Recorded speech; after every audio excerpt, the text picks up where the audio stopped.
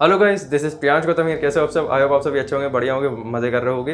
तो काफ़ी बच्चे मेरे से पूछे आ रहे थे कि भैया जऊसा काउंसलिंग के बारे में आप बेसिक स्टेप्स बता दिए कि क्या क्या करना पड़ता है और क्या क्या चीज़ें हमको ध्यान में रखनी पड़ेगी। ठीक है, तो आपने जो 1-2 साल मेहनत करी है, पढ़ाई करी है आपके ड्रीम कॉलेज के लिए, उसमें आपके एग्ज़ाम के बाद जो सबसे इंपॉर्टेंट स्टेप होता है वो होता है जऊसा काउंसलिंग। क्योंकि अगर आपने उसमें गड़बड़ी की तो आपका ड्रीम कॉलेज आपको मिलते मिलते रह सकता है। तो आपको चॉइस फिलिंग का सबसे ज़्यादा ध्यान रखना है और भी यहाँ पे सारी चीज़ें डिस्कस करने वाला हूँ, क्या क्या डॉक्यूमेंट लगेगा, क्या स्टेप्स है जो आपको फॉलो करने हैं। अभी शेड्यूल वैसे आया नहीं है, जोसा की तरफ से शेड्यूल नहीं बताया गया कि कब कब कौन सी डेट में क्या होने वाला है, तो उसको अभी मैं आपको शॉर्ट में बता सकता हूँ कि क्या क्या बेसिक स्टेप्स हैं जो आपको ध्यान रखने हैं अभी से। उसके बाद फिर जो नेक्स्ट वीडियो आएगा उसका डिटेल वीडियो मैं आपको शेड्यूल के साथ बताऊंगा, जब जोसा की तरफ से शेड्यूल आएगा तो उसमें।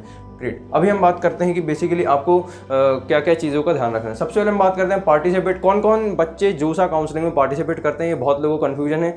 अगर आपका जेईई मेंस क्लियर है यार तो आप जोसा में पार्टिसिपेट कर सकते हो। अगर आपका जेईई एडवांस क्लियर है, मतलब आपने जेईई मेंस दिया उसके बाद फिर आपने एडवांस भी दिया है, तो आप जोसा काउंसलिंग में पार्टिसिपेट कर सकते हो। अगर आप मान लो आपका कट ऑफ अगर क्लियर नहीं हो पाता किसी वजह से, तो आप जोसा काउंसलिंग में पार्टिसिपेट नहीं करते हो। उसके लिए आपको फिर आपको उसके अलावा आपको दूसरी काउंसलिंग में पार्टिसिपेट करना पड़ सकता है। ठीक है, अब बात करते हैं कि आपको कौन से कॉलेजेस मिलते हैं जोसा काउंसलिंग के थ्रू। आपको एनआईटी मिलते हैं, IIIT मिलते हैं, जीएफटीआई, ये सारे कॉलेजेस आपको मिलते हैं, गवर्नमेंट कॉलेज मिलते हैं जेईई मेन के स्कोर पे। अगर आपने जेईई मेन, सिर्फ जेईई मेन आपका क्रैक है तो आपको आईआईटी नहीं मिलेगा, आपको जीएफटीआई, IIIT, एनआईटी मिलेगा। इसके ऑप्शन आपको जोसा काउंसलिंग के समय दिख जाएंगे आप जैसे ही एलिजिबल हो गए तो। उसके बाद हम बात करते हैं, अगर आपने जेईई मेंस दे दिया है, उसके बाद एडवांस भी दे दिया, आपका कट ऑफ भी क्लियर हो चुका है मेंस का भी और एडवांस का भी, तो फिर आप आईआईटी के लिए अप्लाई कर सकते हो। और आईआईटी के लिए भी जोसा काउंसलिंग भी आपको पार्टिसिपेट करना पड़ेगा। ठीक है, जोसा काउंसलिंग में भी आपको आईआईटी के लिए पार्टिसिपेट करना ज़रूरी है। राइट, उसके लिए आपको 2 चीज़ का ध्यान रखना है। जिनका जेईई मेन क्लियर है उनको सिर्फ ये ऑप्शन नजर आएंगे, एनआईटी, IIIT, जीएफटीआई, जब आप काउंसलिंग करोगे तो। और जिनका आईआईटी क्लियर है उनको आईआईटी का ऑप्शन देखेंगे। ठीक है, एक एक करके हम आगे बढ़ते हैं। ठीक है, तो 16 अक्टूबर को काउंसलिंग स्टार्ट हो जाएगी, यानी कि जो चॉइस फिलिंग है, रजिस्ट्रेशन वगैरह, तो वो हो जाएंगे 16 अक्टूबर से स्टार्ट। ग्रेट, पहला स्टेप यही रहेगा कि आपको उसमें मतलब कि चॉइस फिलिंग करनी पड़ेगी। ठीक है, उसमें मतलब आपको लॉगिन वगैरह करना पड़ेगा, आपका आईडी, जो आपका पासवर्ड है, ठीक है, एप्लीकेशन नंबर, इससे आप पहले लॉगिन करोगे। लॉगिन करने के बाद आपको चॉइस फिलिंग का ऑप्शन आने लगेगा। चॉइस फिलिंग यानी कि यहाँ पे सबसे इंपॉर्टेंट चीज़ आ जाती है कि आपकी ब्रांच, आपकी कॉलेज कौन सा आपने सेलेक्ट किया है आपकी रैंक के हिसाब से। ग्रेट, और उसके बाद आपको उसमें करना पड़ता है लॉक। तो इन बात का आपको खास ध्यान रखना है। एक एक करके हम सारी चीज़ों पर बढ़ते हैं। ठीक है, तो टोटल कितने राउंड की काउंसलिंग होती है? टोटल 6 राउंड की काउंसलिंग होती है, जिसमें आपको ऑनलाइन काउंसलिंग करनी पड़ेगी, जो कि 6 राउंड तक होती है ना। पहले ये होता था कि राउंड 1 तक होती, राउंड 7 तक होती थी, बट पिछले साल से 6 राउंड तक ही जोसा की काउंसलिंग होती आ रही है। और पहले ये होता था कि फर्स्ट राउंड के बाद आपको वेरीफाई करने के लिए आपको बाहर जाना पड़ता था, दूसरे कॉलेज में जाना पड़ता था, लेकिन अब इस बार ऐसा नहीं है। इस बार ऑनलाइन ही आपको रिपोर्टिंग करनी पड़ेगी, फिजिकल मतलब आपको वेरिफिकेशन करने के लिए। ग्रेट, तो डॉक्यूमेंट वगैरह अभी मैं आपको बता दूंगा क्या क्या लगने वाला है। फिलहाल अभी मैं आपको बता देता हूँ कि काउंसलिंग कब से स्टार्ट होगी। 16 अक्टूबर से आपको पहले लॉगिन करना पड़ेगा, रजिस्ट्रेशन, चॉइस फिलिंग आपको करनी पड़ेगी। ठीक है, और अभी 16 अक्टूबर खाली इतना पता है, यानी कि जेईई एडवांस के बाद जोसा काउंसलिंग स्टार्ट होगी, ये भी मैंने क्लियर कर दिया। एडवांस का पेपर आपका रहेगा 15 अक्टूबर के बाद, 15 अक्टूबर को, उसके बाद जोसा काउंसलिंग स्टार्ट होगी 16 अक्टूबर से। तो चॉइस फिल आपको ध्यान रखना है और उसके बाद फिर आपको उसमें लॉक करते आना है। आपने मतलब लिस्ट बना ली कि हाँ आपको आपकी रैंक के हिसाब से कौन सी ब्रांच और कॉलेज मिल सकती है और कौन से राउंड तक मिल सकती है, ये आपने अच्छे से पूरी एनालिसिस पहले कर ली। अभी आपके पास टाइम है कम से कम 10 से 15-20 दिन, तो आप इसमें आपका जो टाइम है इसमें आप ये यूटिलाइज कर सकते हो कि आपकी रैंक के हिसाब से कौन से कॉलेज आपको मिल सकते हैं, उसकी आप लिस्ट तैयार कर सकते हो, जिससे आप चॉइस फिलिंग में डायरेक्ट जल्दी नहीं मतलब आराम से अपने हिसाब से कॉलेज सिलेक्ट कर सकते हो जो आपकी रैंक पर बेस्ड है। ग्रेट, जिससे आपको कोई भी दिक्कत नहीं आएगी। नहीं तो काफ़ी बच्चे क्या करते हैं यार, पहले से अपना देखते नहीं उनकी मतलब उनकी रैंक क्या है और कॉलेज की क्लोजिंग रैंक क्या है, वो डायरेक्ट क्या करेंगे, कोई भी कॉलेज को रख देंगे, जो उनको ब्रांच मिलने वाले नहीं है वो उन्हीं कॉलेज को रख देते हैं। यहाँ पे सबसे बड़ा प्रॉब्लम यही आया था कि फिर आपको कॉलेज मिलता नहीं है, फर्स्ट राउंड में भी नहीं मिला, मान लो 6 राउंड तक कॉलेज नहीं मिला, तो वहाँ पर बहुत बड़ी प्रॉब्लम आपको क्रिएट हो सकती है। ठीक है, तो इन बात का आपको खास ध्यान रखना है कि जो आपकी रैंक है उसके अकॉर्डिंग ही आपको लिस्ट बनानी है, कॉलेजेस की, एनआईटीज़ की या IIITs की या जीएफटीआईज़ की, उसके हिसाब से आपको रैंक और आपकी ब्रांच के हिसाब से आपको सिलेक्ट करना है कॉलेजेस। ग्रेट, उसके बाद आपके पास चांस रहता है कि आपको कुछ चेंजेस वगैरह करना हो चॉइस फिलिंग में, वो आपको ऑप्शन वहाँ पे नज़र आ जाएंगे। और उसके बाद आप ब्लॉक कर सकते हो, ठीक है। तो राउंड 1 का डेटा आएगा, उसमें राउंड 1 का रिजल्ट, राउंड 1 जैसे ही हुआ तो उसके बाद आपको उसका रिजल्ट पता चलेगा कि राउंड 1 में मतलब कितनी क्लोजिंग रैंक गई और आपका हुआ या नहीं हुआ वो आपको पता चल जाएगा, ठीक है। और उसमें अभी 3 स्टेप आपको फॉलो करना है, वो मैं आपको बताता हूँ एक एक करके, ठीक है। तो आपको करना क्या है, पहले कॉलेज की लिस्ट बनानी है, आपको अपनी देखनी है आपकी रैंक कितनी आई है, कैटेगरी रैंक या वट जो भी CRL रैंक है आपकी, उसको आपको सेलेक्ट करना है। देन उसके बाद आपको देखना है कि आपको कौन सी ब्रांच और कौन सी कॉलेज मिल सकता है, उसकी आपको लिस्ट बना लेनी है, तैयार कर लेनी है। ये लिस्ट आपको कट ऑफ देखनी पड़ेगी 2020 की, ठीक है, क्योंकि आपको 2021 की कट ऑफ तब मिलेगी जब 6th राउंड तक काउंसलिंग हो चुकी होगी। 6th राउंड तक काउंसलिंग होने के बाद आपको इस साल की कट ऑफ देखने को मिलेगी। ग्रेट। तो आपको करना क्या है, अगर 6th राउंड तक आपको मान लो आपका JEE मेंस भी क्लियर है, आपकी रैंक भी अच्छी खासी आई है, मान लो 40-50 हज़ार तक अगर आपकी रैंक आई है, लेकिन फिर भी आपको 6th राउंड तक अगर कोई भी कॉलेज नहीं मिलता है, तो उसके बाद आपके पास दूसरा ऑप्शन ये है कि आप सेकेंड राउंड मतलब CSAB राउंड में आप पार्टिसिपेट कर सकते हो। CSAB राउंड एक स्पेशल राउंड है जिसमें आपको NIT, IIIT, GFTI मिल सकते हैं।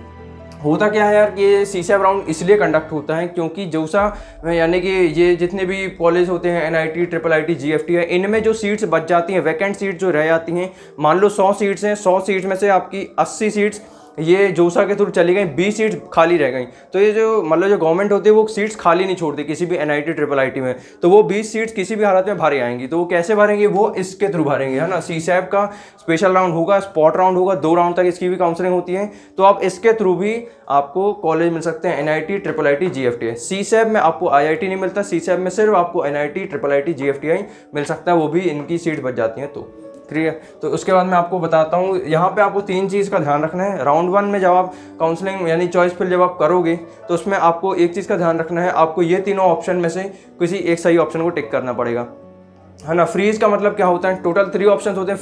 फ्रीज का मतलब ऑप्शन ये होता है कि आपने आपकी जो भी रैंक है उस रैंक के हिसाब से आपने ब्रांच और कॉलेज से सिलेक्ट कर लिया है, यानी कि आपको पूरा 101% कॉन्फिडेंट है कि आपको फर्स्ट राउंड में ही उतनी रैंक में उतनी ब्रांच और वही कॉलेज आपको मिल सकता है। मान लो आपकी रैंक आई है 1000 के करीब, है ना, और JEE एडवांस में आपकी 1000 रैंक के करीब आई है, और आपका ये है कि मतलब आपको IIT चाहिए और उसमें IIT बॉम्बे आपने चूज़ कर लिया कि मेरे को IIT बॉम्बे में CSE चाहिए, तो आपने फर्स्ट राउंड में ही उसको अच्छे से फिल कर दिया, तो हो सकता है कि फर्स्ट राउंड में ही आपको वो मिल जाए और आप उसमें फ्रीज कर सकते हो। फ्रीज का मतलब है कि फ्रीज का मतलब क्या है कि आप राउंड 1 तक ही काउंसलिंग करना चाहते हो, आगे के नेक्स्ट राउंड में आप पार्टिसिपेट नहीं करना चाहते हो, उसको हम फ्रीज कहते हैं, ठीक है। यानी कि अब फर्स्ट राउंड में आपको कॉलेज मिल चुका है, आपने सेलेक्ट कर लिया कि नहीं आपको फर्स्ट राउंड में ही कॉलेज मिल सकता है, आपने सेलेक्ट कर लिया IIT बॉम्बे मतलब ये CSE, या फिर मान लो NIT दुर्गापुर में आपको मान के चलो बायोटेक्नोलॉजी मिल रही है, और उसके बाद आप पार्टिसिपेट नहीं करना चाहते अलग अलग राउंड्स में, तो राउंड 1 में आप बायोटेक्नोलॉजी और NIT दुर्गापुर आप भर सकते हो अकॉर्डिंग टू आपकी जो भी रैंक आई है। तो उसमें आप फ्रीज कर दोगे तो उसके बाद आपको कॉलेज मिल जाएगा फर्स्ट राउंड के बाद, और उसके बाद आप सेकेंड राउंड से 6th राउंड तक काउंसलिंग नहीं करोगे। ये था फ्रीज का मतलब, ठीक है। मैं आपको आगे बताता हूँ। फ्रीज का मतलब तो आपको समझ में आ गया होगा, यानी कि आपको जो कॉलेज आपने सेलेक्ट कर लिया कि आपको राउंड 1 में ही मिल जाएगा, तो आपको ब्रांच और कॉलेज अच्छे सेलेक्ट कर लिया है और आप कॉन्फिडेंट हो, तो आप फ्रीज कर सकते हो, जिसमें आप आगे के राउंड में पार्टिसिपेट नहीं करोगे और आपको फर्स्ट राउंड में ही कॉलेज मिल जाएगा। ग्रेट। उसके अलावा हम बात करते हैं, अगर आपका रैंक थोड़ा ज़्यादा आया है ना, अब देखो राउंड 6 राउंड 1 में फ़र्क क्या होता है। मान लो कोई भी कॉलेज जैसे NIT दुर्गापुर की जो क्लोजिंग रैंक है बायोटेक्नोलॉजी के लिए 10,000 पे वो क्लोज हो गई, ठीक है, और अगर आप 6th राउंड तक काउंसलिंग करते आओगे तो हो सकता है कि बायोटेक्नोलॉजी के लिए NIT दुर्गापुर में आपको 40,000 पे भी वो कॉलेज मिल सकता है, यानी कि रैंक बढ़ती आती है, ठीक है। यानी कि कोई भी कॉलेज की वो क्लोजिंग रैंक इंक्रीज करती आती है जैसे जैसे अलग अलग इंक्रीज होते हैं राउंड, ठीक है। तो आप इस तरीके से इसको समझ सकते हो। फ्लोट का मतलब क्या होता है यार, फ्लोट का मतलब ये होता है कि आप अपने मतलब आप आगे के राउंड में पार्टिसिपेट करना चाहते हो, है ना। आपको राउंड 1 में कॉलेज नहीं मिला, आपने सेलेक्ट किया कि नहीं आप सेकंड राउंड में भी और उसके बाद के राउंड में भी पार्टिसिपेट करना चाहते हो, तो आप फ्लोट कर सकते हो। फ्लोट का मतलब क्या है कि आप आगे के राउंड में काउंसलिंग कर सकते हो। चॉइस फिलिंग का आपको बहुत सोच समझ के आपको डिसाइड करना है कॉलेजेस, ठीक है। ऐसे कॉलेज आपको फिल नहीं करने जो आपकी रैंक से बहुत ही ऊपर है। मान के चलो अगर आपकी रैंक 30-40 हज़ार पे आ रही है और आप एक्सपेक्ट कर रहे हो कि आपको CSE मिल जाए, CSE के लिए कट ऑफ हो सकता है 5,000, 7,000, 8,000 इस टाइप का कट ऑफ हो, और आप गलत मतलब CSE पुट कर रहे हो वही कॉलेज में NIT में, तो हो सकता है आपको ना मिले। तो ये गलती का ध्यान नहीं रखना, मतलब ध्यान रखना है, ये गलती आपको नहीं करनी है। चॉइस फिलिंग करते समय आपको सिर्फ और सिर्फ वही कॉलेज भरने हैं जो आपको ब्रांच और कॉलेज आपकी रैंक तक मिल जाए, बस इस चीज़ का ध्यान रखना है। और उसके बाद हम बात करते हैं स्लाइड के लिए। तो स्लाइड का मतलब ये होता है कि आपने कॉलेज तो सिलेक्ट कर लिया और उसी कॉलेज में आप अपग्रेडेशन चाहते हो, सीट का अपग्रेडेशन, यानी कि आप अपनी ब्रांच को बदलना चाहते हो, है ना। हो सकता है आपको NIT दुर्गापुर मिल गया या मान लो NIT रायपुर मिल गया, है ना। तो उसमें हो सकता है राउंड 1 में आपको बायोटेक्नोलॉजी मिल चुका है, लेकिन आप चाहते हो कि आपको उससे और अच्छी ब्रांच मिले, तो आप राउंड 1, राउंड 2, राउंड 3, राउंड 4 तक आप काउंसलिंग करते आओगे और उसमें अपनी सिर्फ और सिर्फ प्रायोरिटी दोगे किसको, मान लो आपको अच्छी ब्रांच चाहिए, CSE चाहिए, तो उसको आप 6th राउंड तक CSE भरते आओगे, ठीक है। तो उसमें से हो सकता है कि 2nd राउंड से 6th राउंड के बीच में आपको मतलब NIT रायपुर में ही बायोटेक्नोलॉजी की जगह आपको वो मिल जाए, CSE मिल जाए। क्लियर है? तो इसका मतलब स्लाइड, ठीक है। तो ये तीनों चीज़ें को आपको बहुत सोच समझ के अच्छे से ध्यान रखना है। मैं आपको पहले से बता दे रहा हूँ, बेसिक स्टेप्स है आपको फॉलो करने हैं, ठीक है। और उसके बाद आपको ये देखना है, जैसे आपकी सीट्स एलोकेट हो जाएगी तो आपको मतलब क्वेरीज आएगी, है ना, आपको ईमेल आ सकते हैं, ठीक है, कि मतलब आपका ये हुआ है, तो आपको रिपोर्ट करना पड़ेगा उस कॉलेज में जा करके। तो आपको फिजिकल वेरिफिकेशन के लिए आपको जाना पड़ेगा उसी कॉलेज में, ठीक है। मान लो जिस कॉलेज में आपने अप्लाई की हो उसमें आपका सिलेक्शन हो चुका है, तो उसके बाद आपको वो कॉलेज में जाना पड़ेगा, आपके डॉक्यूमेंट्स, है ना। यहाँ पे अभी मैं डॉक्यूमेंट्स नहीं बताऊँगा, डॉक्यूमेंट भी बता दूंगा एक एक करके, ठीक है। तो आपको करना क्या है, जैसे ही आपकी 6th राउंड तक काउंसलिंग हो जाएगी, 6th राउंड तक काउंसलिंग होने के बाद आपको फिजिकल वेरिफिकेशन के लिए को जो भी आप NIT सेलेक्ट किए उस NIT में आपको जाना पड़ेगा अपने पेरेंट्स के साथ में, और डॉक्यूमेंट्स को वेरीफाई करवाना पड़ेगा। क्लियर हो गए? तभी आप उस कॉलेज में सिलेक्ट हो सकते हो, ठीक है। तो उसके अलावा ये सही ऑप्शन मैं आपको बता दिया। तीनों ऑप्शन में एक और ऑप्शन रहता है कि मतलब आप इसमें कैंसिल भी कर सकते हो, यानी कि आप पार्टिसिपेट नहीं करना चाहते हो तो उसका भी आपको ऑप्शन मिल जाएगा, ठीक है। यानी कि आपको सीट्स अलॉट नहीं होती है तो आप मतलब पार्टिसिपेट करते आओगे अलग अलग राउंड्स में। तो ये मैंने आपको बता दिया कि जोसा काउंसलिंग इस टाइप से होती है। जैसे शेड्यूल आएगा तो शेड्यूल में और मैं आपको डीप में बता दूंगा कि क्या क्या आपको करना है, लेकिन ध्यान आपको रखना है चॉइस फिलिंग का। आपकी ब्रांच के हिसाब से आपको आपकी रैंक के हिसाब से आपको ब्रांच और कॉलेज अच्छे से सिलेक्ट कर लेने हैं कि आपको वो मिल ही जाएगा उस राउंड में, ठीक है। अब हो सकता है राउंड 1 में मिल जाए, हो सकता है राउंड 4, हो सकता है राउंड 6। तो आपको लास्ट ईयर की कट ऑफ देखनी है, उसके हिसाब से आपको अपनी रैंक देखनी है और कॉलेज और ब्रांच अच्छे से सिलेक्ट कर लेना है, बस इस चीज़ का आपको ध्यान रखना है, ठीक है। तो मैं आपको बता देता हूँ डॉक्यूमेंट्स के बारे में कि आपको कौन कौन से डॉक्यूमेंट्स लगेंगे, ठीक है। JEE में मतलब NIT IIT GFTI के लिए, IIT के लिए बाद में बताऊंगा कि आपको कौन कौन से डॉक्यूमेंट्स चाहिए। बाकी ऑलमोस्ट सेम ही है, बट थोड़ा बहुत चेंजेस होगा तो मैं आपको फिर जब शेड्यूल आ जाएगा तो मैं आपको डिटेल में बता दूंगा। अभी आपको बेसिक चीज़ का ध्यान रखना है, आपको 3 पासपोर्ट साइज़ फ़ोटो आपके पास होनी चाहिए, ठीक है। और वही पासपोर्ट साइज़ फ़ोटो आपके पास होना चाहिए जो आपने JEE मेंस में अप्लाई करी थी। JEE मेंस में जब आपने रजिस्ट्रेशन किया था, अप्लाई किए थे, JEE मेंस में जब आपने फॉर्म भरा था, तो जो आपने पासपोर्ट साइज़ उसमें दी थी वही आपको जोसा काउंसलिंग में पासपोर्ट साइज़ फ़ोटो देनी पड़ेगी। ग्रेट। उसके अलावा क्लास 12 की मार्कशीट आपको लगेगी, ठीक है। और क्लास 12 की मार्कशीट आपको डिजी लॉकर के थ्रू मिल सकती है, ठीक है। और उसके अलावा आपको सीट अलॉटमेंट लेटर आपको मिलेगा, जैसे आपके लिए सीट अलॉट हो जाएगी, आपको सीट अलॉटमेंट लेटर आएगा कॉलेज की तरफ से, तो आपको वो संभाल करके रखना है, वो भी आपको लगेगा। राइट। उसके अलावा आगे हम बात करते हैं कैंडिडेट अंडरटेकिंग, आपकी अंडरटेकिंग भी लगेगी यार, ठीक है। तो वो भी आपको अच्छे से लिख लेने के तैयार कर लेना है।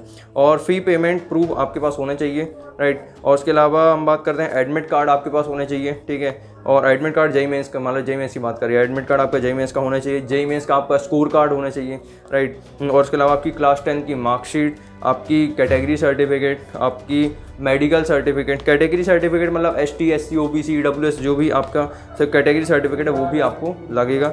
और उसके अलावा मेडिकल सर्टिफिकेट आपको लगेगा। PWD सर्टिफिकेट, अगर आप डिसेबल्ड वाले बच्चे हो, मतलब कैंडिडेट हो, तो आपको PW सर्टिफिकेट भी लगेगा। OCI सर्टिफिकेट, PIO कार्ड ये भी होता है, आपको लगेगा, ठीक है। तो यही सब होता है यार। तो ये सारे डॉक्यूमेंट्स थे। तो आई होप आपको वीडियो बहुत पसंद आया होगा। तो इसी के साथ आज को वीडियो खत्म करते हैं। ये कुछ बेसिक इन्फॉर्मेशन मुझे आपको देनी थी, तो वीडियो को जरूर लाइक करना और अगर आप न्यू आए हो तो चैनल को सब्सक्राइब जरूर करना। इस तरह से आप अपना सपोर्ट दो, प्यार दो, ताकि मैं आपके लिए रेगुलर और इन्फॉर्मेटिव कंटेंट लेके आता रहूँ। तब तक के लिए all the best, love you all, take care, bye bye, thank you so much. और कमेंट सेक्शन में अपने डाउट्स पूछ सकते हैं। तब तक के लिए टिल देन सी यू।